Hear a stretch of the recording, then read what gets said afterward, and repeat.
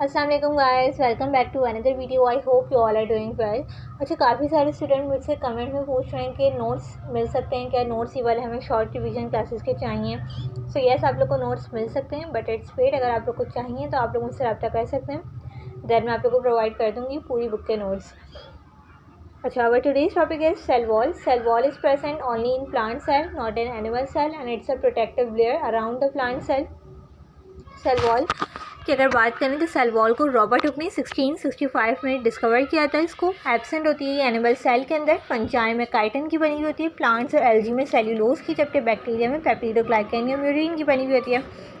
Cell wall की formation की बात करें, ये ऑरिजिनेट कहाँ से होती है? सेल डिवीजन से। गोल्जी कॉम्प्लेक्स में से फ्रेगमोप्लास्ट निकलते हैं, वहाँ से प्रिकर्सर्स निकलते हैं, यानी प्राइमरी सेल वॉल बनती है, दैन मिडिल लैमेला बनती है। इन शॉर्ट जो हमारा ओरिजिनेशन है ना, वो गोल्जी कॉम्प्लेक्स और एंडोप्लाज्मिक रेटिकुलम की सिस्टर नाइस से हमारे पास सेल वॉल ओरिजिनेट हो रही है। सेल को मैच्योर करती है और ग्रोथ प्रोवाइड करती है। अब यहाँ पे हमारे पास सेल वॉल के अंदर कुछ सबसे पहले क्या होता है कि सिंथेसिस होती है, सिक्रेशन होती है, असेंबली बनती है, एक्सपेंशन होती है, दैन क्रॉस लिंक्स की फॉर्मेशन होती है, जिसको हम सेल्यूलोज कह रहे होते हैं। दैन हमारे पास सेल वॉल पूरी बन के तैयार हो जाती है।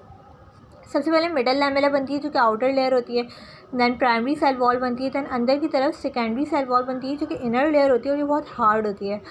और ये जो बड़े प्लांट्स होते हैं, ज़्यादा सेकेंडरी प्लांट्स होते हैं, उनमें होती है। प्राइमरी सेल वॉल की बात करें, डायमीटर 1 to 3 माइक्रोमीटर, सेल्यूलोज की क्रिस क्रॉस फॉर्मेशन होती है, हेमी सेल्यूलोज मैट्रिक्स फॉर्मेशन होती है, पैक्टिन होता है जो कि जेल फॉर्मेशन कर होता है, प्रोटीन स्ट्रक्चर प्रोवाइड करता है, ये मोर और लेस इलास्टिक होती है, क्रिस्टलाइन होती है, एक्सटेंडेबल होती है और ऑप्टिकली एक्टिव होती है।